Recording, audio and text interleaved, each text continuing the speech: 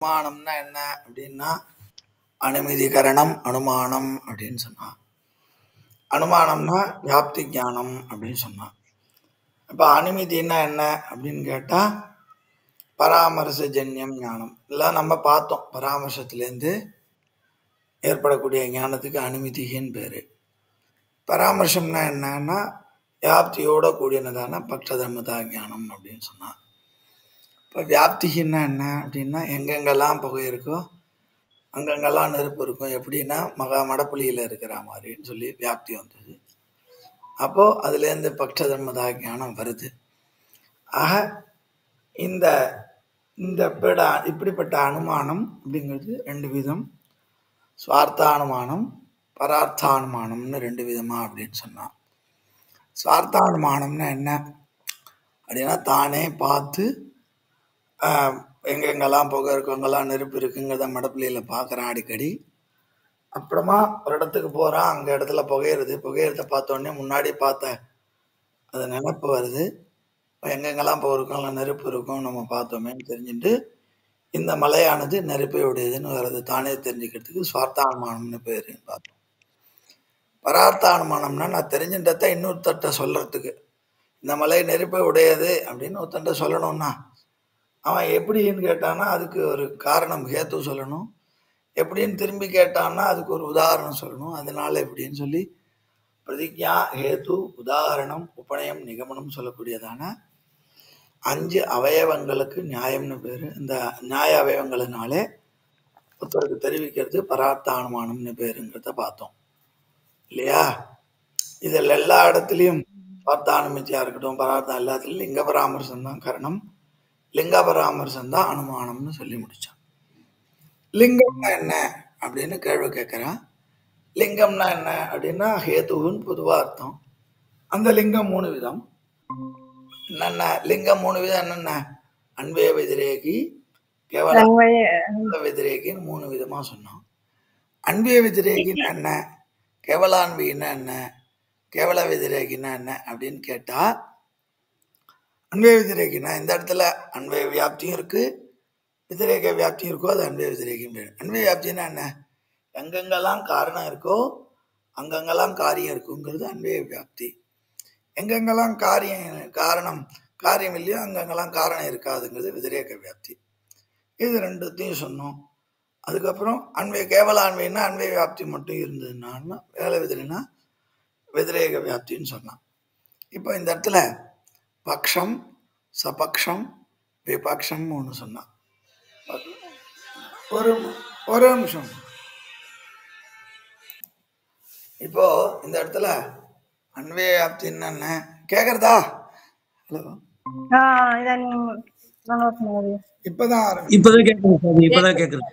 நடுவுல இதுவாயிடுது. அது என்ன போன் வந்துன்னு போயிட்டேன். அன்பே வியாப்தின்னா என்ன, எதிரேக வியாப்தினா என்ன எல்லாம் சொல்லியாச்சு. பக்ஷம்னா என்ன, சபக்ஷம்னா விபக்ஷம்னா அதுலேருந்து தான் இன்னைக்கு பார்க்கணும். பக்ஷம்னா என்ன சுவாமி, நீங்கள் இன்னைக்கு காத்தால உங்களுக்கெல்லாம் சந்தேகம் வந்திருக்கும். இன்னைக்கு புதன்கிழமையாச்சே கிளாஸ் நடக்குமா நடக்காதா அப்படின்னு சந்தேகம் வந்திருக்கும்ல, எல்லாருக்கும் வந்திருக்கும்ல. ஆக இப்போ சந்தேகமா இருக்கு. இந்த கிளாஸுங்கிறது பட்சம், அதுல நடக்குமா நடக்காதாங்கிற சந்தேகம் வந்தா அதுக்கு பட்சம்னு பேரு. அடியன் அப்புறம் என்ன பண்ணேன், இப்போ நான் இது போட்டேன், மெசேஜ் போட்டேன் 5:30 மணிக்கு கிளாஸ் அப்படின்னு. உடனே எல்லாருக்கும் கன்ஃபார்ம் ஆயிடுச்சு, நிச்சயமா கிளாஸ் நடக்கும் அப்படின்னு தெரிஞ்சிடுச்சு. இன்னும் சில பேருக்கு இந்த இதே போடலை, என்ன மெசேஜே போடலைன்னா கண்டிப்பாக கிளாஸ் நடக்காது, அதான் விபக்ஷம். புரியுதா? எந்த இடத்துல சாத்தியமானது நிச்சயமா இருக்கோ அது சபக்ஷம், எந்த இடத்துல சாத்தியாபாவம் நிச்சயம் இருக்கோ அது விபக்ஷம். புரியுதா?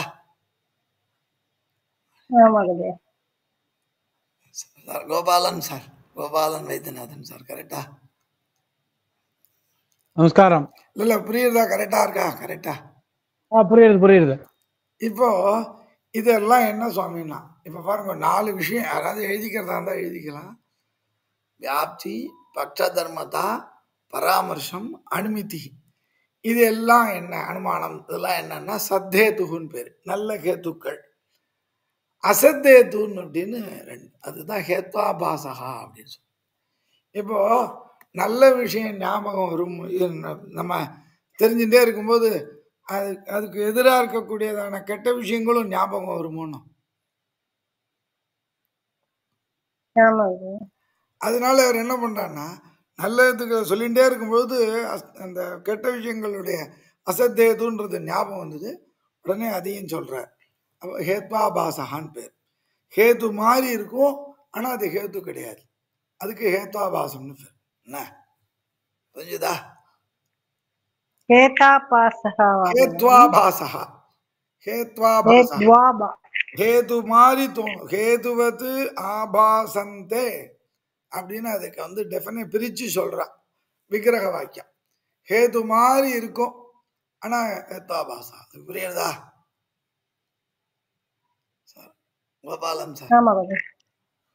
ஹேத்வாபாசா, ஹேதுவத்து ஆபாசந்தே அப்படின்னா அது ரெண்டா பிரிக்கிற, துஷ்டம் தோஷம்னு ரெண்டா. துஷ்டம்னா என்ன? சுவாமி ஒருத்தட்ட தோஷம் இருந்தா அவனை பார்த்து நம்ம என்ன சொல்றோம்?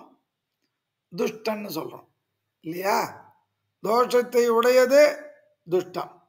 அப்ப நீங்கெல்லாம் என்ன கேள்வி கேட்கலாம்?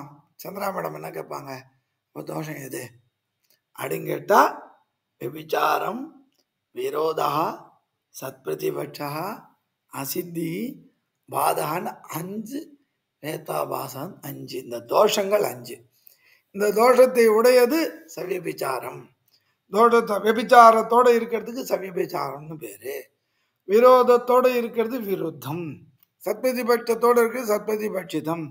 அசித்தியோட கூடினது அசித்தம். அப்போ பாதத்தோட கூடினது பாதித்தம்னு சொல்றான். இப்போ இதுல வந்து ஒரு பெரிய என்ன சொல்றது, டிஸ்பியூட் என்ன சொல்றது, நிறைய விசாரம் இருக்கு இதுல. என்ன சுவாமி அப்படிங்கிற ஹேத்வாபாசம் எத்தனை விதம் இப்ப சொன்ன? 5 விதப்படும். என்னென்ன? சவிவிச்சாரா, விருத்தா, சத்பிரதிபட்சா, அசித்தா, பாதிதான்னு சொல். இப்போ ஒன்னே ஒன்று மாத்திரம் சொல்லிட்டு நிறுத்திக்கிறேன். இன்னைக்கு சவிபிச்சாரம்னா என்ன? சவிபிச்சாரா அப்படின்னு என்ன அர்த்தம்னா, அநேகாந்திகா சவிபிச்சாரா. அநேகாந்திகா சவிபிச்சாரா அப்படின்னு. அநேகாந்திகம்னா என்ன சுவாமி? அநேகாந்திகம்னா என்ன?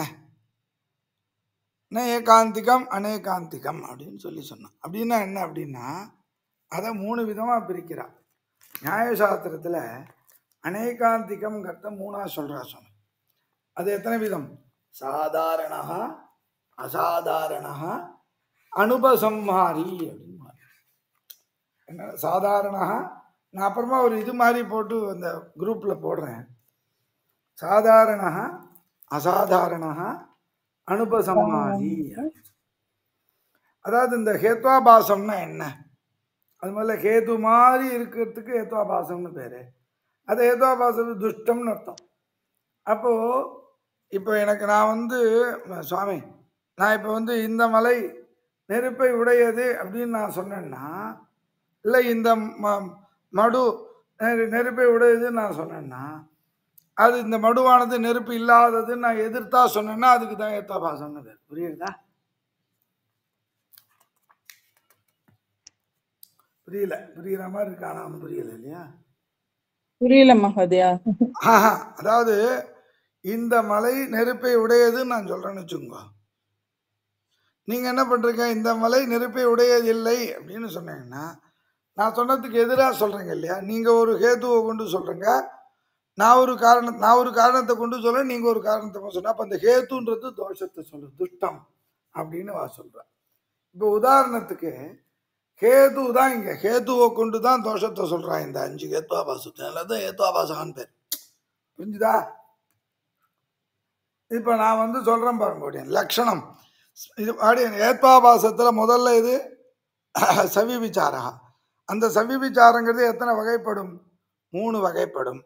சாதாரணம், அசாதாரணம், அனுபசம்மாரின்னு. சாதாரணம்னா என்ன? அதுக்கு இப்போ இதுல ஒரே ஒரு விஷயம் எல்லாரும் ஞாபகம் வச்சுக்கணும். ஒன்னொன்னுத்துக்கும் தனித்தனியா டெஃபினேஷன் கொடுக்குறாருங்க. தர்க்க சங்கிரகத்தில். உங்களுக்கு இந்த ஏத்வாபாசத்துக்கே ஒரு 15 புஸ்தகம் எழுதியிருக்கா எல்லாரும். இந்த பெரிய பெரிய, அதாவது இதுக்கு சுருக்கம், இது சுருக்கம் தானே, அதனுடைய சுருக்கம் தானே. இதுக்கு ஒன்னொன்னுத்துக்கும் நிறைய கிரந்தங்கள் எழுதியிருக்கா, நூல் எழுதியிருக்கா. இவ சுருக்கமா என்ன சொல்றானா, சாதாரணகன்னா என்ன, அசாதாரணகன்னா என்ன, அனுபசம்பாதி. சாதாரணகன்னா என்ன அப்படின்னு கேட்டா, சாத்தியாபாவவத் விருத்திஹி. சந்திரா மேடம் எழுதிப்பா முன்னாடி. எப்படி அப்படின்னு கேட்டா, சாத்தியாபாவவத் விருத்திஹி சாதாரணகா. சாதாரணத்துக்கு இலக்கணம் என்ன, சாத்தியாபாவவத் விருத்திஹி அப்படின்னா. இப்போ நீங்க எப்படி தெரியுமா எழுதிக்கணும், பேர் என்ன, சடகோபன் சார், எப்படி எழுதிக்கணும் அப்படின்னு கேட்டா,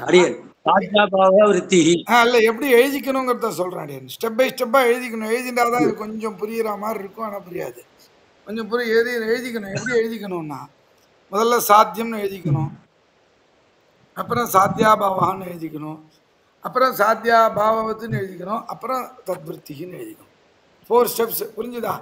முதல்ல சாத்தியம், அப்புறம் சாத்தியாபாவா, அப்புறம் சாத்தியாபாவத்து, அப்புறம் தத்விருத்தின்னு எழுதணும். இப்போ அடியன் வந்து எழுதுறவாளுக்கு இன்னொரு இதுன்னு சொல்லிடுறேன். பொதுவா அனுமானத்துல 4 முக்கியம்னு சொல்றோம். என்ன அப்படி கேட்டா, பக்ஷம், சாத்தியம், ஹேத்து, திருஷ்டாந்தம்னு 4 உண்டு. இப்போ இந்த இடத்துல இந்த சாதாரணன்ற ஏத்வாபாசத்தை நிரூபிக்கிறதுக்கு பக்ஷம், சாத்திய, ஹேத்து எது அப்படின்னு கேட்டா, பர்வதகான்றது பட்சம். எப்பயுமே ஒரு சின்ன விஷயம் ஞாபகம் வச்சுங்க சுவாமி, பக்ஷம் அப்படிங்கிறது பிரதமா விபக்தியில இருக்கும், முதல் வேற்றுமையில இருக்கும். சாத்தியம்ங்கிறது மது பிரத்தியமாவும் இருக்கும், அதுவும் பிரதமா விபக்தியில பெரும்பாலும் இருக்கும். ஹேதுங்கிறது எப்பயும் 5வது வேற்றுமையில தான் இருக்கும். ஞாபகம் வச்சு. என்ன ஹேதுங்கிறது எந்த வேற்றுமையில இருக்கும்? சௌந்தரி மேடம். இப்ப நான் சொல்றேன், கரெக்டா சொல்றேன்னு பாருங்க.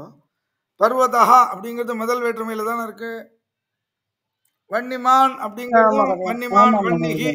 வன்னிமான்னா வன்னியை உடையதுன்னு அர்த்தம். பிரமேயத்வாத்ன்றது 5ஆம் வேற்றுமையில இருக்கு. இப்போ இந்த சடகோபன் சார் இப்போ எழுதிட்டு இருக்க என்ன, சௌந்தர்யா மேடம், சௌந்தரி மேடமும் எழுதியிருப்பாங்கன்னு நினைக்கிறேன். இப்போ எழுதினீங்கன்னா சாத்தியம் எது, பர்வதா வன்னிமான் தூமாத்தின இடத்துல சாத்தியம் எதுன்னா வன்னிமான் அப்படிங்கிறது சாத்தியம். அது கீழே எது, ஒரே நிமிஷம், சாத்தியம் எது, வன்னிகி. சாத்தியா பாவா எது, வன்னிய பாவா, வன்னி இல்லாதது, நெருப்பு இல்லாதது. சாத்தியா பாவவத்து, இந்த ஸ்டெப் பை ஸ்டெப்பாக சொல்லுவோம். சாத்தியா பாவத்து நெருப்பு இல்லாத இடம் எது அப்படின்னா நம்ம என்ன சொல்லுவோம், குளம், குட்டைன்றதை சொல்லுவோம்.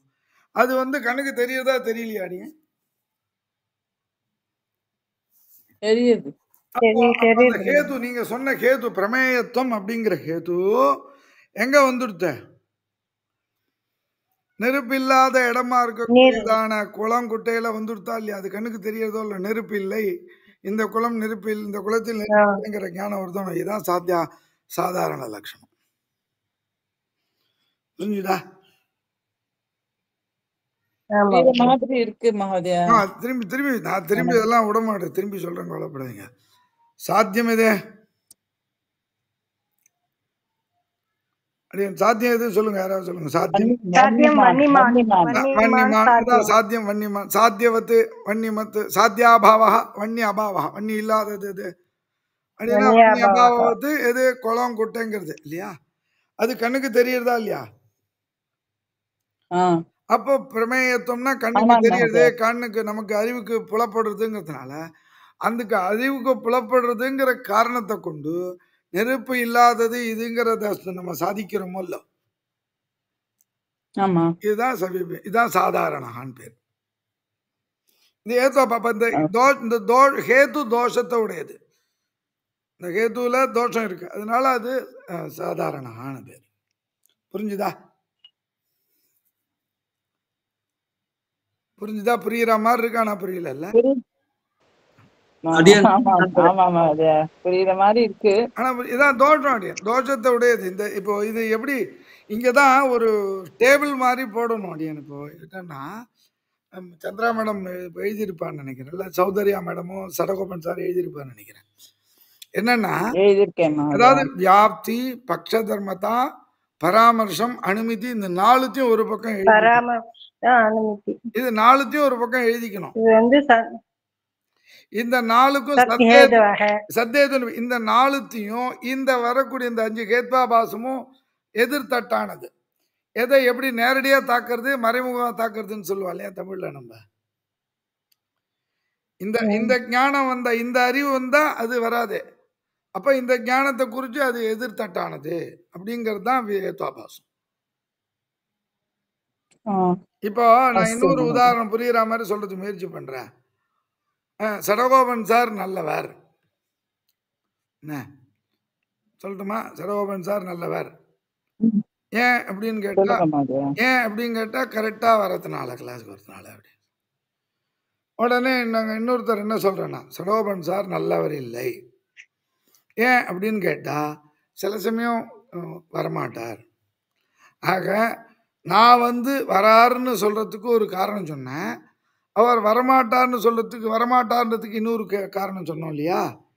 அப்ப நான் சொன்னதுக்கும் இன்னொரு சொன்னதுக்கும் இது இருக்க டக் ஆஃப் வார் இருக்கா இல்லையா, விரோதம் இருக்கா இல்லையா? இதுக்குதான் ஏத்வாபாசம்னு பேரு. இதுக்கு ஒரு ஒண்ணுத்துக்கு அவ வந்து டெக்னிக்கலா அந்த சாஸ்திரத்துல அதுக்கு டேர்ம் கொடுக்குறான், டெக்னிக்கல் டேர்ம் கொடுக்குறான். அது நாளைக்கு சொல்றேன் மேடம். ஹலோ, நாளைக்கு சொல்றேன் சார். சடகோபன் சார் மன்னிச்சுக்கணும். சுவாமி க்ஷமிக்கணும் சுவாமி. இல்ல மன்னிச்சுக்கணும், நான் வந்து எக்ஸாம்பிளா எடுத்துட்டேன், அது மன்னிச்சுக்கணும். அது ரொம்ப மோசமான சுவாமி. அந்த அந்த என்ன போட்டு புரியல.